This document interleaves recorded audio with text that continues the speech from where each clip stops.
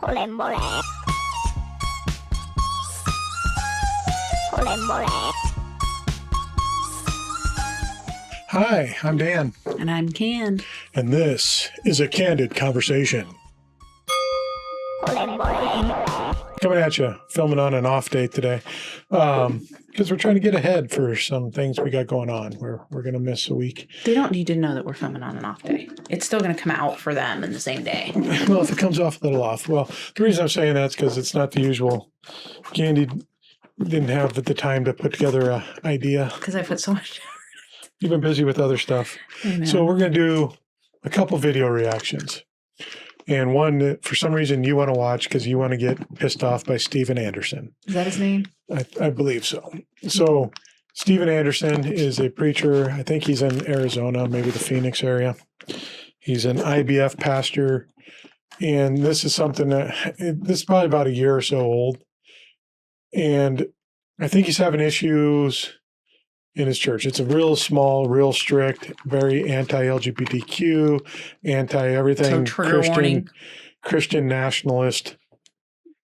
But I don't think he's Christian nationalist, actually. I don't think they really care much about government anything. They just want Jesus, and that's it. And it's their form of Jesus. Yeah. And it's very much misogynistic and Their way or the patriarchal. highway, yeah. And yeah, he's very controversial in what he says and does, but I think he's had issues with people that have left his church and his children leaving him. And I think What? His children have left, like, he's been it's estranged. kind of implied from this, and I never got the full story because I never really looked into it, that he was, there's some issues that there's some family that's speaking out against him too. Okay. This is the right video, I think it is. If not, we'll find that one too. So, but before we get, let me see, is that the only one of him?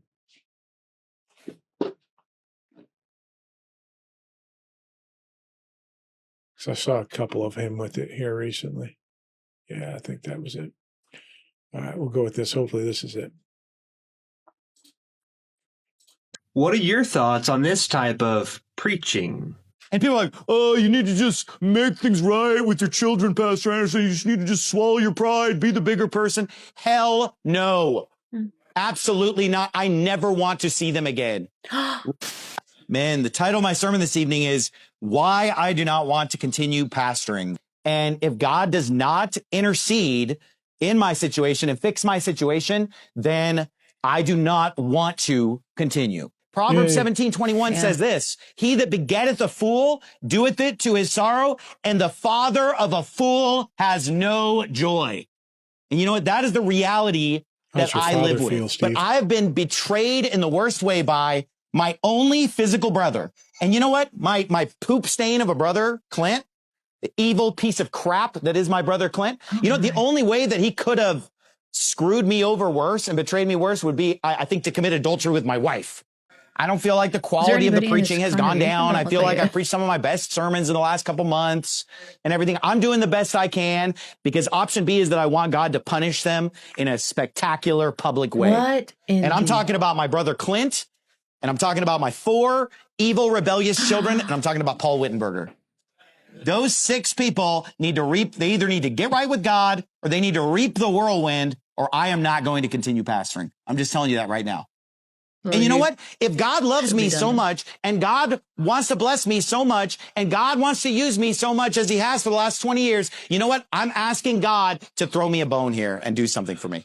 This false teacher is Steven Anderson, Okay, this most is known for his interesting. First of all, I can't imagine feeling this way. And I mean, we're not going to go into things here, but I've been betrayed by siblings, right? Definitely, or family members.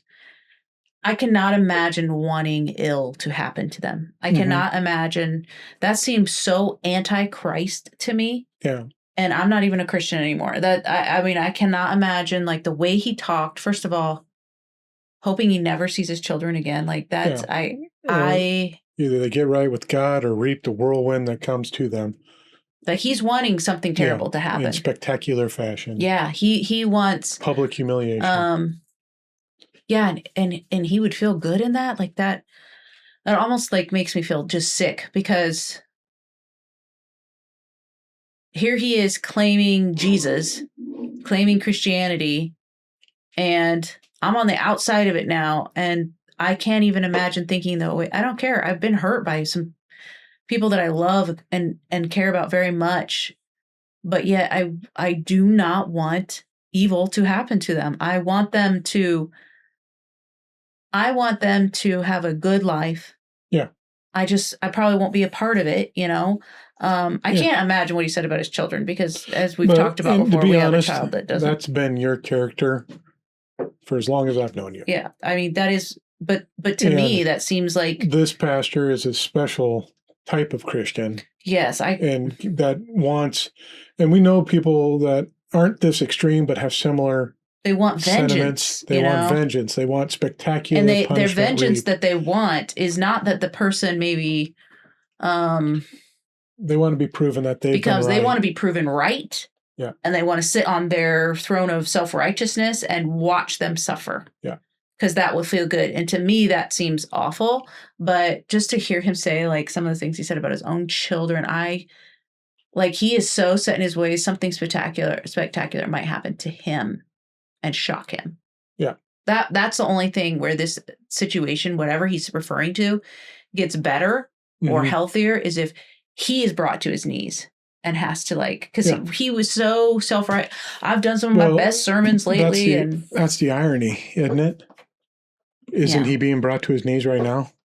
Yeah, but he's defiant with and his he's rebellious and his kids, and he's Steve, fighting it instead of whatever Steve Wittenberg or whatever the guy's name was. Some specific guy that nobody knows. Yeah.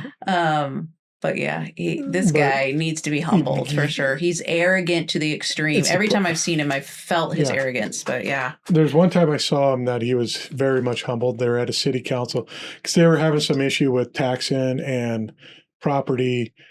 The city was saying, "Hey, for the church, where you're meeting, this has to happen. This can't happen." So they were down at City Hall trying to protest it, and a bunch of people got up in City Hall, and it was big guys.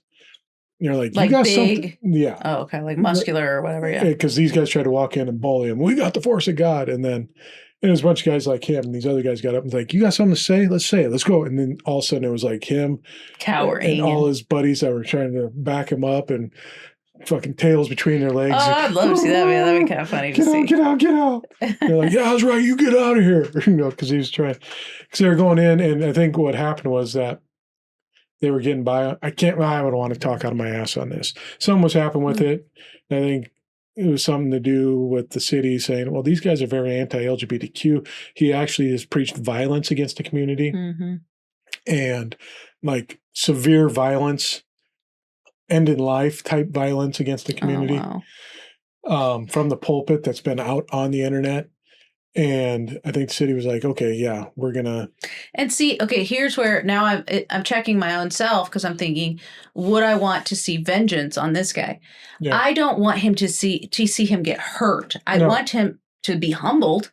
Because it is better for him to be humbled because then he will actually learn from life, right? But he is, and he's perpetuating harm on others. Yeah, what I'm saying is he is being humbled right now. Yeah, I know. Because this is coming out and it's public and it's humiliating to him in front of his people, and he doesn't see it. No, he doesn't see it, and that's the thing. I'm saying, I guess what I was just trying to add on is that.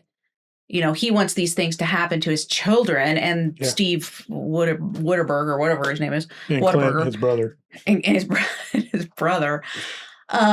He wants these, that betrayed him. He wants these things to happen to them, and look at what first before I go on to that thought, and I'm thinking, because it can be very self-righteous to say I don't want harm to come to.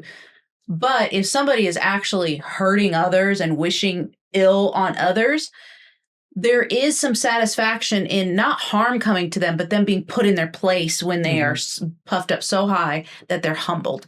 There is something to that, because then it's like, okay, now they can realize they're not above the rest of us. You know, they stand right shoulder to shoulder. They don't need to be put down less than everybody, but they need to be brought down some so that they can actually realize they are human. He is not this supernatural being. They should let everybody agree with him and all of his children. Apparently, either he did something very wrong with his children or something very right, because his children are pushing back. I think his children probably saw his preaching and maybe were like, this is just wrong. Yeah. You're talking this hate, you're talking this violence, and we can't get behind it. Now I'm very curious. Like, it would almost be fun to do a little nosedive on what's going on with this guy. What is happening here? Do you really want to put yourself in that energy? I don't know. I don't really have the time to do it right now, but I'm still curious. I want to know. I'm going to play the next video just to cleanse your palate. Okay. But we're not getting into that yet. No. But the other thing I wanted to say is, you know, he claims to be all about the Bible, and yet Jesus, when he was betrayed by Judas, right? You know, he said, go do what you're going to do it quickly. He didn't hold it against him. He didn't wish ill upon him. And he did say, when people were killing him, like, forgive them. They don't know what they're doing. This is not how that guy's reacting. So he's not following Jesus of Nazareth. He's following his own version idol that he's made up, but it's interesting. Stephen of Anderson. Stephen of Anderson. But, all right. Yeah, and I think kind of go back to one of your points where you're saying, you want to see, you get kind of joy out of seeing some of them get put in their place. Here's hypocrisy from my behalf, at least. I won't speak for you until you agree with this. But when you see a video of a MAGA person that's coming out going, I voted for him, and now my husband, who's from whatever country, is being deported. No, this wasn't supposed to happen to him. It's like, I do see a lot of people in it, but I don't like it. I know you're like, well, that's what you get a little bit. And there's a lot in the comments that way. And I think I don't say anything because I feel like I'd be eaten alive in the comments, because I do feel bad for them. I have compassion. I just was speaking from my own hypocrisy. I do have compassion for them because I don't think they understood. I think sometimes there are some people, and maybe it's just a situation, because I'm sure there's places where I do this, where I don't know. I don't make a very loving decision, maybe, unless it affects me. Yeah. I hope that's not true, but there may be times that I'm doing it too. And so, because I don't know anything about it, or I misunderstand how the situation is, you know, so, and that's entirely possible. I have no doubt that I've done that in places. Yeah. So to think that, oh, well, you deserved it. Well, that could come back on me too, because there's probably times when I've thought something and I was so sure of it, but I didn't really know what was going on. I made a quick, presumption about the situation based on my own experiences or past experiences, or, with a lot of context missing.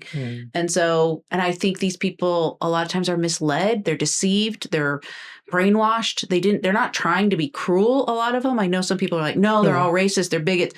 I really don't think that is true. I think they really think that a lot of people that vote the way they do, they don't have time. They're exhausted. They don't have time to look into all the candidates. And so they do boil it down to a one issue thing. And so they think the most innocent, which are babies, they're the most innocent. They are the most vulnerable. I mean, there are other vulnerable communities, but they look at them and they're being murdered, and they're being shown pictures of actual live, full grown babies that's what they're being fed. So of course anybody would be outraged by that. Right. Yeah. So it's just, and they don't look into it. Over the next 3 weeks too, folks. So, we are? Yeah, the series that we just got done recording. Oh, yeah.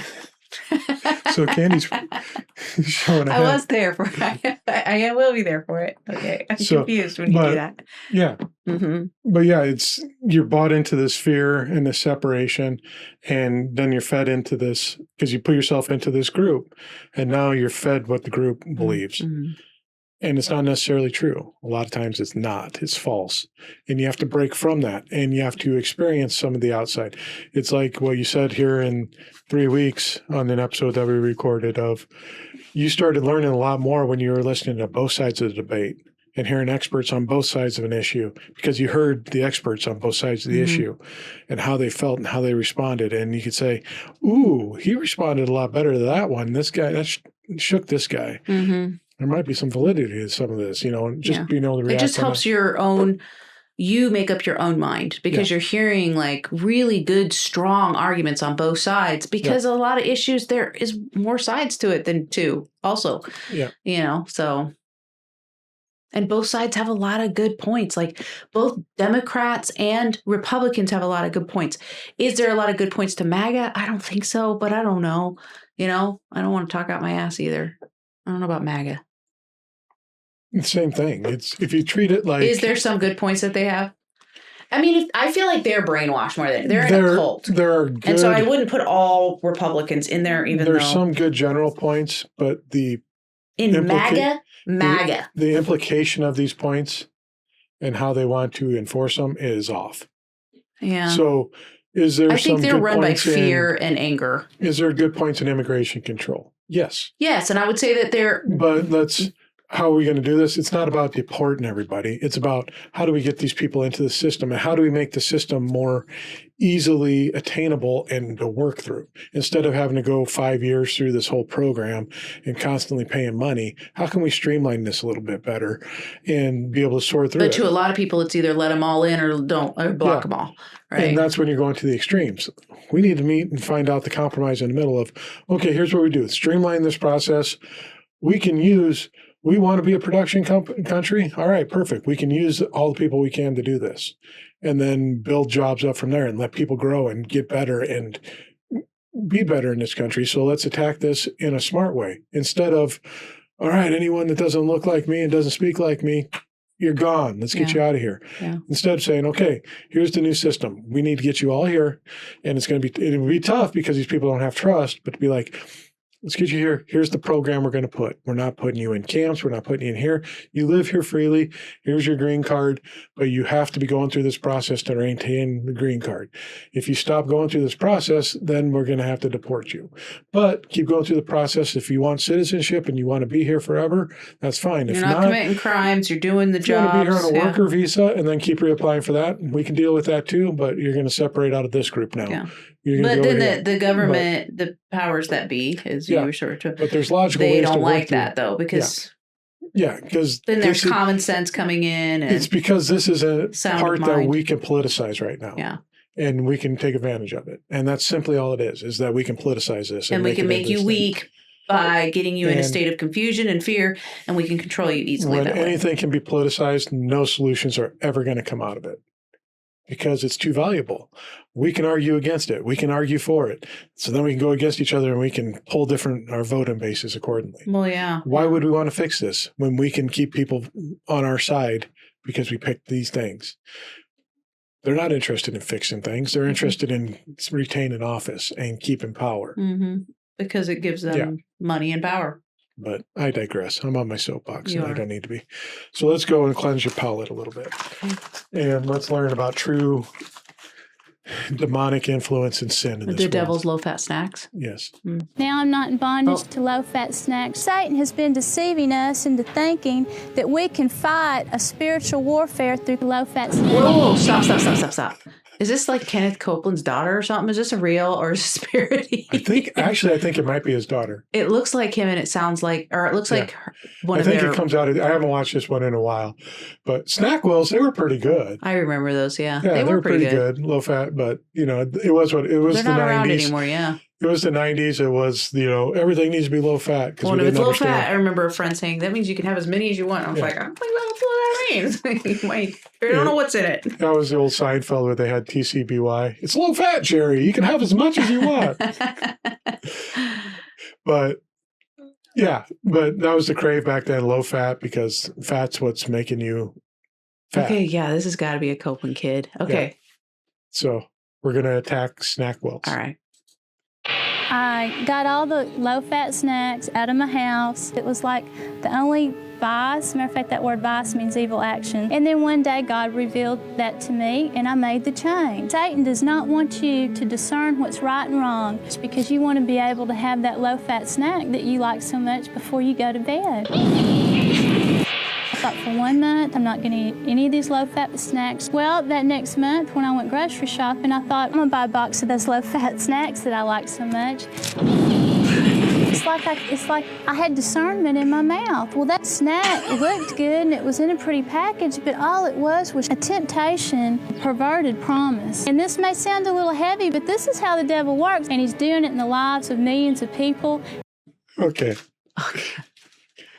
This is a reach at best. Yeah, it is. It's interesting. But they see the devil in all the details. This is very personalized to this individual. Mm-hmm. But we're trying to expand it. And I get that. I do that a lot. Hey, here's an example of what I did. This is a lesson I learned. But this seems like there's more to it than just, oh, here's a lesson that could be taught broader out of my example.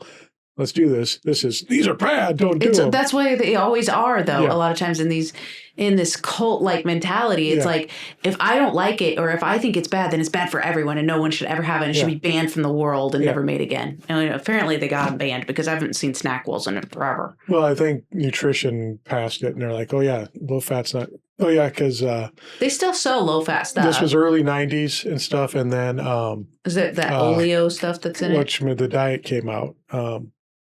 The Atkins? Which was like, yeah, eat all the fat you want. And you got to watch out for carbs. Don't eat any carbs. Yeah, that is but always everything an else extreme. is good. You got that steak? Eat the fat on this. Just eat the fat. Don't eat the steak. Fat's good. Oh, God.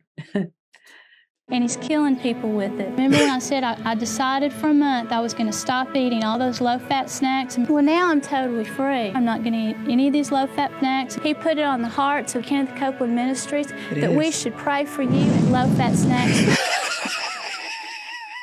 we should pray for you and low-fat snacks. There it is. Now I see.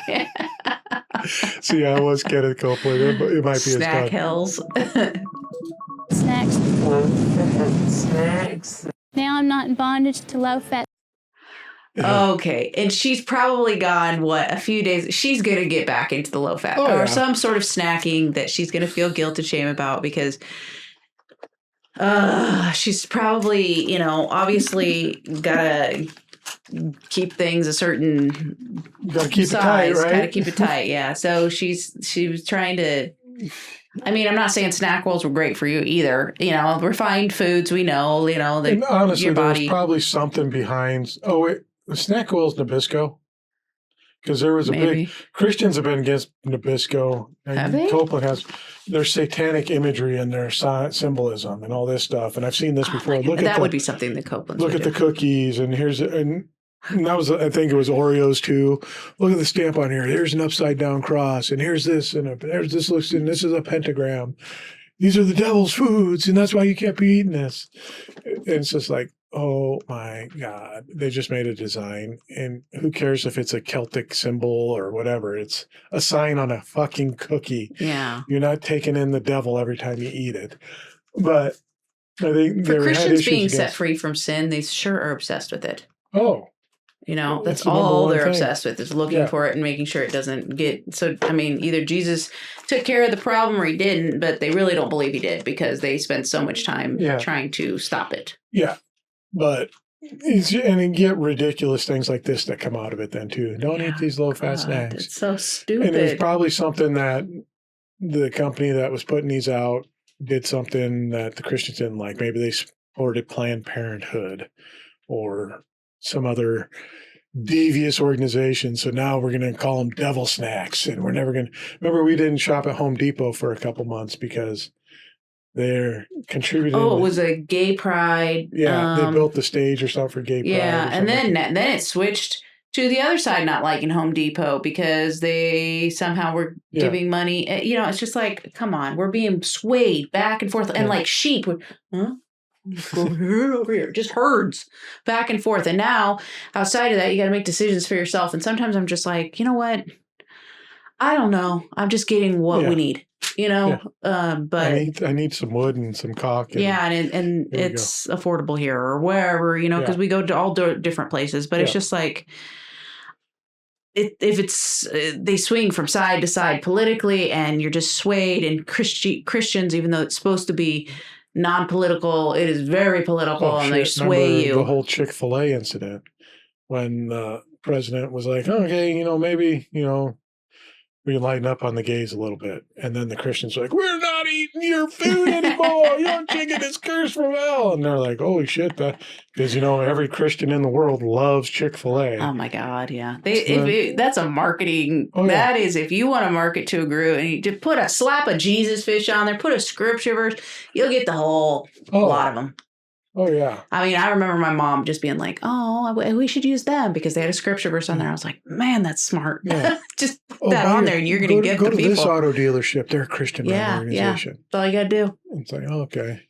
And it's like, now it's like, I don't give a shit. Who's got the cheapest car? Give it to me. Yeah. I don't care who you worship or what you believe. I don't want to know what you believe. Just sell me the car. Save me a couple bucks. Yeah. All right. Thank you. So, yeah, it's this whole, whatever. But just want to cleanse your palate and get you out of the other guys. Thank you for that. So, Snack Hells commercial. Yeah. So if you're on YouTube, like, subscribe, and follow. We appreciate it greatly. If you're listening on a streamer, give us 5 stars. We'd love to hear that or see that because that helps us out greatly there too. And if you want to reach out to us, give us anything, ask us questions, do share whatever. Your story, maybe. Yeah, share your story. Down below in the comments is our link. Go on there and you can get a hold of us through that. Other than that,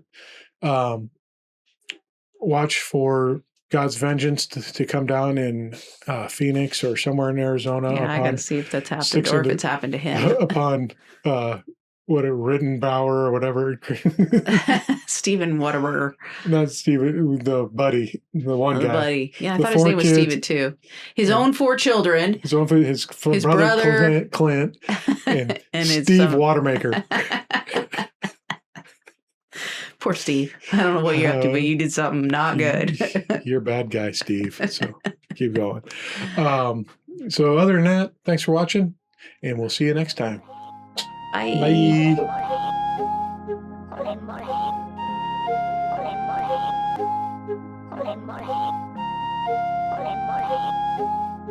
Bye.